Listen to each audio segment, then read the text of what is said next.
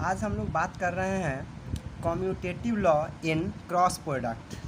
Cross product में commutative law valid है या नहीं, इस चीज़ को चेक कर रहे हैं। ठीक, तो जैसा कि क्रॉस प्रोडक्ट में बताए हैं पहले क्लास में कि अगर हमें क्रॉस प्रोडक्ट का वैल्यू निकालना हो, अगर क्रॉस प्रोडक्ट निकालते हैं तो क्या लिखते हैं, A cross B equal to A B sine theta into unit vector, या एक वेक्टर का साइन लगा रहता है। ये सिर्फ दिखाता है कि जो मेरा रिजल्ट आ रहा है वेक्टर ए और वेक्टर बी का क्रॉस प्रोडक्ट जो आ रहा है, मतलब ये जो वेक्टर मल्टीप्लिकेशन है, वेक्टर प्रोडक्ट है, जिसको हम लोग क्रॉस प्रोडक्ट भी बोलते हैं, तो इसका ये मैग्नीट्यूड है कि ए बी साइन थीटा जो है यह क्या है, मैग्नीट्यूड है। और यह क्या हो गया, एक यूनिट वेक्टर हो गया, मतलब ये डायरेक्शन को रिप्रेजेंट कर रहा है कि हाँ किस डायरेक्शन में इस रिजल्टेंट का वैल्यू होगा, जो भी वैल्यू होगा उसका डायरेक्शन रिप्रेजेंट कर रहा है। एक और चीज़ साथ ही साथ हमें ये याद रखना है कि अगर हम बात करते हैं कभी भी एंगल का, तो एंगल जो देखते हैं वो या तो क्लॉकवाइज होता है या एंटी क्लॉकवाइज होता है।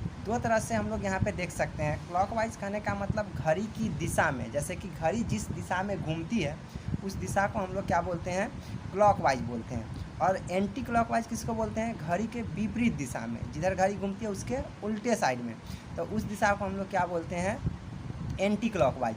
तो क्या करते हैं, जो एंटी क्लॉकवाइज होता है उसे पॉजिटिव मानते हैं और जो क्लॉकवाइज होता है उसे निगेटिव मानते हैं। मतलब अगर हमें किसी भी इंक्लाइनेशन को अगर एंटी क्लॉकवाइज लेते हैं तो हम इसे क्या मानते हैं कि एंटी क्लॉकवाइज जो एंगल होगा वो पॉजिटिव होगा और जो क्लॉकवाइज होगा यह क्या होगा, निगेटिव होगा। तो इस चीज़ को याद रखना है, इसका यूज करेंगे यहाँ पे।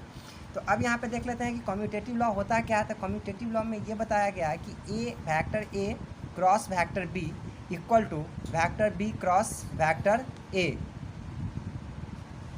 तो अब यहाँ पे हम बात करते हैं कि मान लीजिए मेरे पास दो वेक्टर है, वेक्टर ए जो कि ओ से लेकर के ए तक है, और दूसरा वेक्टर है वेक्टर बी जो कि ओ से लेकर के पॉइंट बी तक है। दो वेक्टर हुआ मेरे पास, वेक्टर ए और वेक्टर बी, दोनों के बीच का जो एंगल है वो थीटा है। कितना है, थीटा है। अब हम सबसे पहले निकालते हैं किसका, vector A cross vector B, जो मेरा लेफ्ट हैंड साइड में दिया हुआ है कि A cross B equal to B cross A. Proof करना है कि क्या ये इक्वलिटी साइन को होल्ड करता है या नहीं, मतलब ये वैलिड है या नहीं। तो इस चीज़ को चेक कर रहे हैं। तो सबसे पहले क्या निकाल रहे हैं कि ए क्रॉस बी क्या होता है, A B sine theta into unit vector.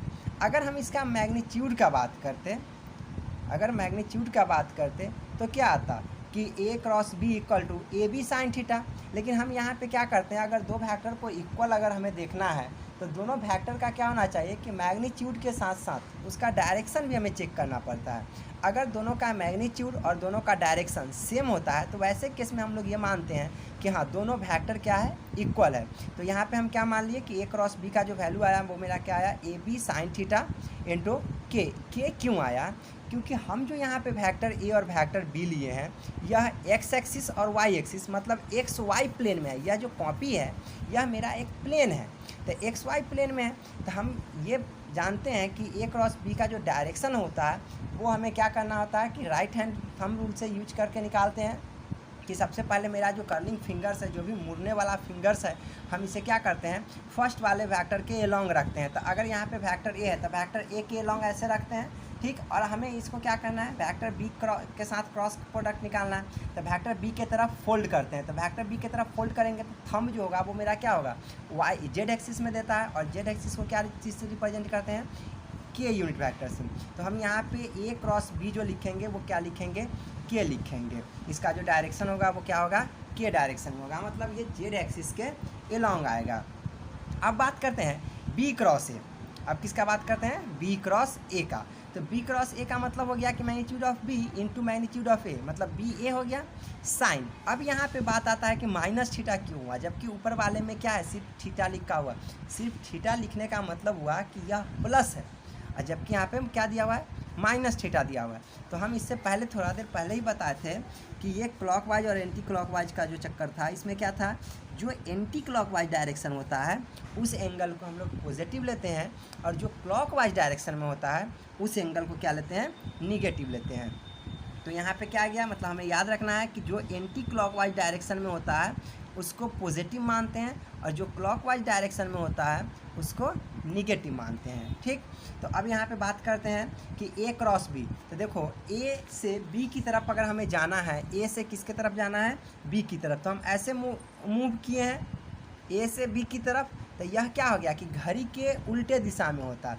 घड़ी अगर मान लिया जाए कि मेरे सामने होता है यहाँ पे, तो यह 12 बजता, 1 2 3 6 9 इस तरह से होता है। घड़ी जो होता है वो इस तरह से राउंड करता है, मतलब यह क्या हो गया, इसका क्लॉकवाइज डायरेक्शन हो गया। क्लॉकवाइज डायरेक्शन में हम लोग क्या लेते हैं, निगेटिव लेते हैं, जबकि ये उल्टा डायरेक्शन है तो उल्टा डायरेक्शन को क्या लेते हैं, पॉजिटिव लेते हैं। तो जब हम ए क्रॉस बी निकाल रहे थे तो यहाँ पे मुझे क्या था, एंटी क्लॉकवाइज डायरेक्शन में एंगल था, तो इसलिए यहाँ पे पॉजिटिव थीटा रखे थे। थीटा का जो भी वैल्यू था वह प्लस में था। जबकि यहाँ पे बी क्रॉस ए कर रहे हैं तो पहले बी के पास जाओ, अब बी से फिर ए की तरफ आओ। तो देखो बी से ए की तरफ जब आओगे तो यह क्या दिखाएगा, क्लॉकवाइज दिखाएगा। तो बी से ए की तरफ जब आ रहा है तो क्लॉकवाइज, तो थीटा तो वही है, क्योंकि वेक्टर ए और वेक्टर बी का पोजीशन चेंज नहीं कर रहे हैं। अगर ए क्रॉस बी में अगर थीटा का वैल्यू 60 डिग्री है तो बी क्रॉस ए में भी थीटा का वैल्यू 60 डिग्री है।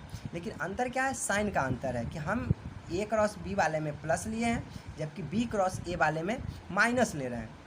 तो क्या हो गया, बी ए इंटू क्या हो गया, साइन माइनस थीटा इंटू के। क्या के क्यों हो गया, क्योंकि यह के क्या है, जेड एक्सिस को रिप्रेजेंट कर रहा है, मतलब ये जेड प्लेन में जा रहा है, जेड एक्सिस के लॉन्ग जाएगा, या तो उसके प्लस वाले में जाएगा नहीं तो उसके माइनस वाले में जाएगा। तो अब यहाँ पे क्या हो गया कि हम बी ए है तो ये तो दोनों नंबर है, हम इसे पहले भी लिख सकते हैं, ए भी कर सकते हैं। और साइन माइनस थीटा जो होता है वो माइनस थीटा के बराबर होता है। क्या होता है कि साइन माइनस थीटा जो होता है वो किसके बराबर होता है, साइन थीटा के बराबर होता है। साइन माइनस थीटा में माइनस ऑफ साइन थीटा क्या होगा, माइनस ऑफ साइन थीटा। नहीं दिख रहा है, एक बार फिर से लिखते हैं, sine of minus theta equal to minus sine theta. तो अब हम क्या लिख सकते हैं यहाँ पे कि बी ए के जगह पे ए बी, और साइन ऑफ माइनस थीटा को यहाँ पे सिर्फ साइन थीटा लिखे, और इसका जो माइनस साइन था वो क्या हो गया, आगे आ गया, और यहाँ पे क्या हो गया, के हो गया। तो अब ये क्या हो गया कि minus of A B sine theta into k. अब ये किस चीज़ को रिप्रेजेंट कर रहा है, ए बी साइन थीटा अगर हम माइनस को हटा देते हैं तो यह रिप्रेजेंट कर रहा है ए क्रॉस बी को। किसको रिप्रेजेंट कर रहा है, ए क्रॉस बी को। तो अब हमें यहाँ पे क्लियरली पता चल गया कि बी क्रॉस ए का जो वैल्यू है वह minus of A cross B का है। किसका वैल्यू है, बी क्रॉस ए का जो वैल्यू है क्या है, बी क्रॉस ए का जो वैल्यू है वो किसके बराबर है, minus of A cross B का। अब बताओ जब माइनस लगा हुआ है तो क्या ये दोनों इक्वल है, नहीं है। जब ये दोनों इक्वल नहीं है तो हम लिख सकते हैं ना कि बी क्रॉस ए जो है वह क्या है, बी क्रॉस ए जो है वह minus of A cross B के बराबर होता है। इसलिए हम कह सकते हैं कि मेरा A cross B not equal to B cross A. तो hence commutative law is not valid in cross product. Clear हुआ, यहाँ तक समझ में आया, ठीक। आगे देखते हैं फिर। अब बात करते हैं distributive law in cross product. तो डिस्ट्रीब्यूटिव लॉ में क्या मानते हैं कि vector A cross vector B plus C equal to, इसे दोनों को सेपरेट कर देना है, A cross B plus B cross C, sorry A cross C. अब हमें क्या करना है यहाँ पे कि मान लेते हैं कि मेरे पास 3 वेक्टर है। कितना है, 3 वेक्टर। वेक्टर ए ओ से ए तक, वेक्टर ए का जो वैल्यू है वो कहाँ से है, ओ से ए तक है, जिसे स्मॉल वेक्टर ए से रिप्रेजेंट कर रहे हैं। और दूसरा वेक्टर जो है वो वेक्टर बी है जो पॉइंट ओ से पॉइंट बी तक है, यह क्या हो गया, वेक्टर बी। और एक तीसरा वेक्टर लिए जो कि बी से सी पॉइंट तक है, तो यह क्या है, वेक्टर सी है।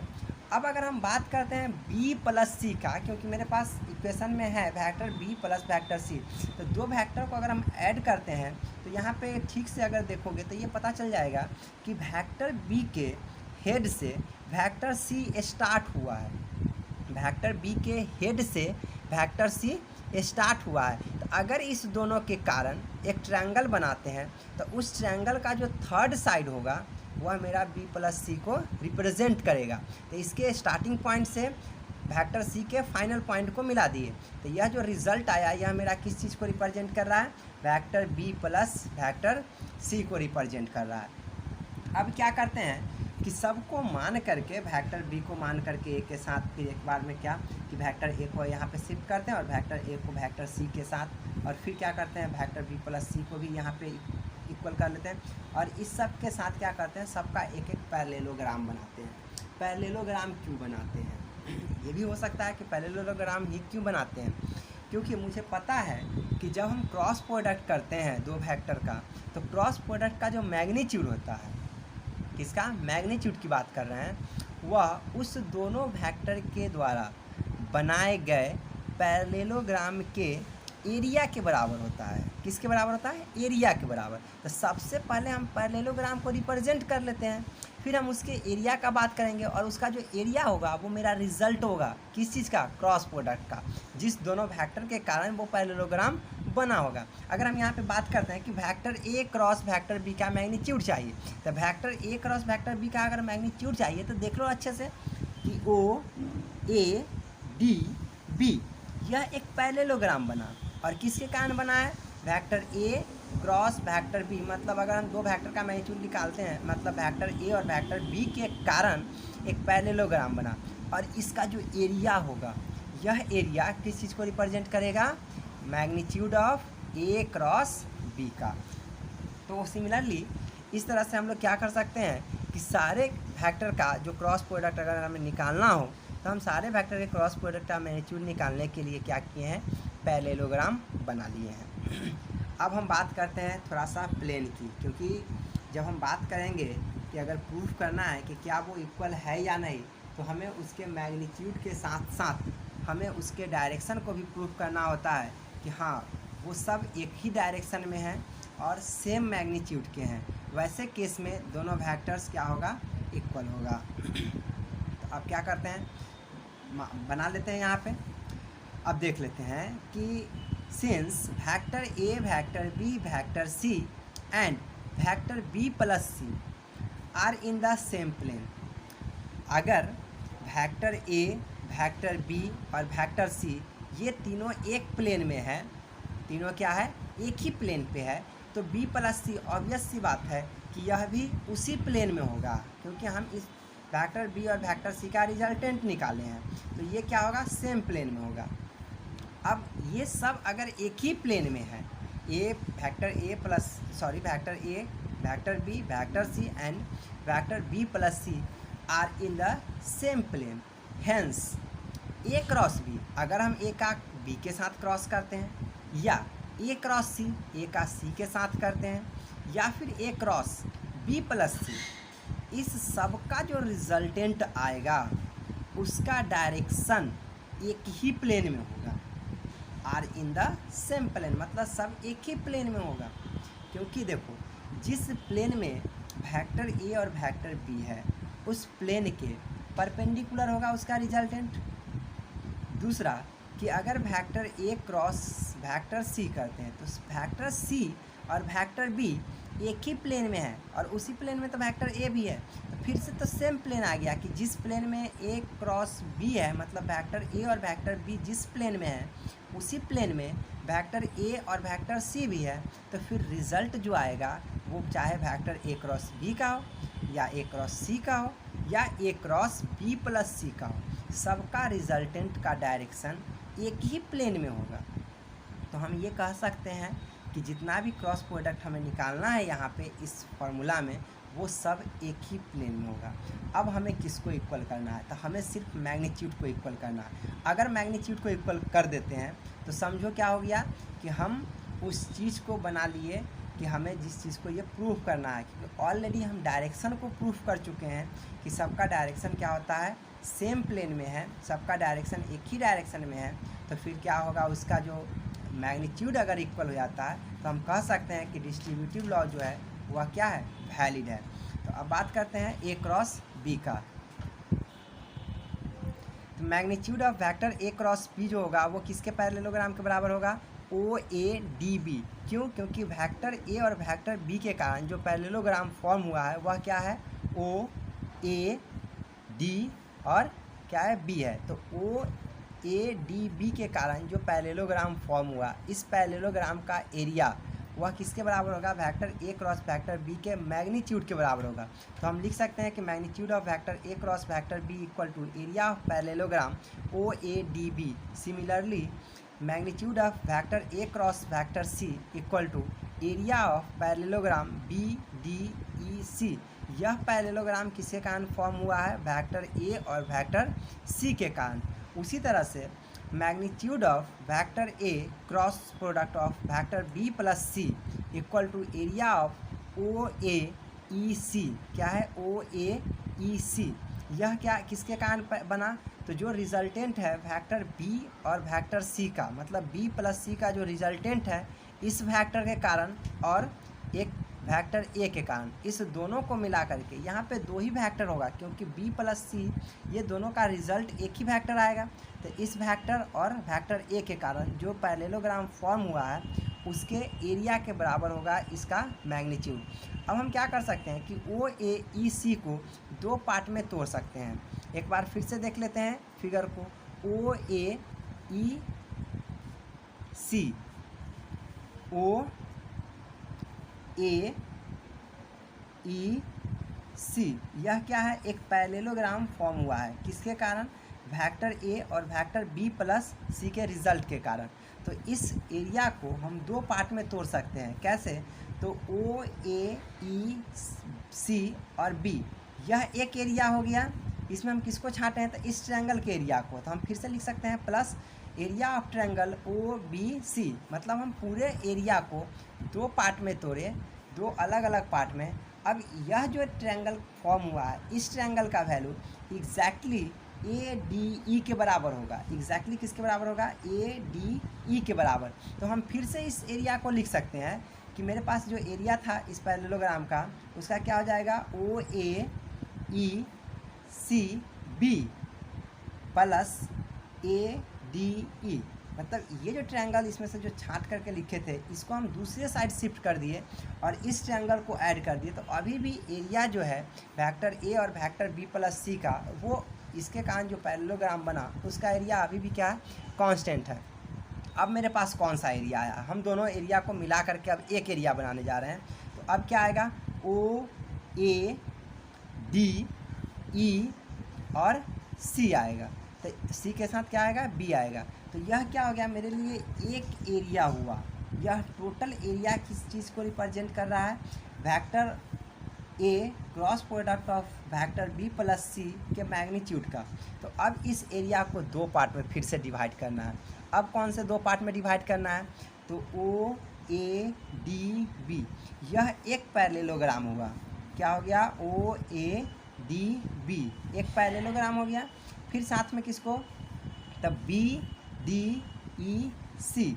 अब इसको फिर से अगर लिखेंगे तो यह क्या हो गया? मेरे पास दो पार्ट में टूट गया। अब यहाँ पे देखने वाली बात क्या है कि ए क्रॉस बी के कारण जो आया है उसका एरिया ये होगा और ए क्रॉस सी के कारण जो आया है वो ए आया। हम स्टार्ट कहाँ से किए थे? Vector A cross B plus C का मैग्नीट्यूड से, और कहाँ पे ख़त्म हो रहा है कि magnitude of vector A plus B, sorry A cross B plus magnitude of vector A cross C. तो हम देख सकते हैं यहाँ पे एक बार फिर से क्या होगा कि मेरे पास जो एरिया था टोटल, इस एरिया को दो पार्ट में तोड़े कि ओ ए ई सी को दो पार्ट में तोड़े कि area of O A E C B O plus area of triangle O B C. अब इस ट्रायंगल को हम चेंज कर देते हैं। इस ट्रायंगल को शिफ्ट कर दिए थे दूसरे ट्रायंगल में। तो क्या है? ये पोर्शन वही रहेगा कि area of O A E C B O plus area of triangle change हो गया। कौन सा ट्रायंगल आया अब? A D E. ठीक। अब हम इस दोनों एरिया को मिला करके एक एरिया बनाए। अब कौन सा एरिया बना? तो area of O A D E C B O, यह एक एरिया बना। और यह किस चीज़ को रिप्रेजेंट कर रहा था? ये अभी भी vector A cross B plus C के मैग्नीट्यूड को रिप्रेजेंट कर रहा है। अब इस पूरे एरिया को दो पार्ट में तोड़ना है, दो अलग अलग पैरेललोग्राम में टूटेगा। पहला है कि area of parallelogram O A DB plus area of parallelogram BDEC। यह क्या हो गया, दो अलग अलग पैरेललोग्राम में यह टूट गया।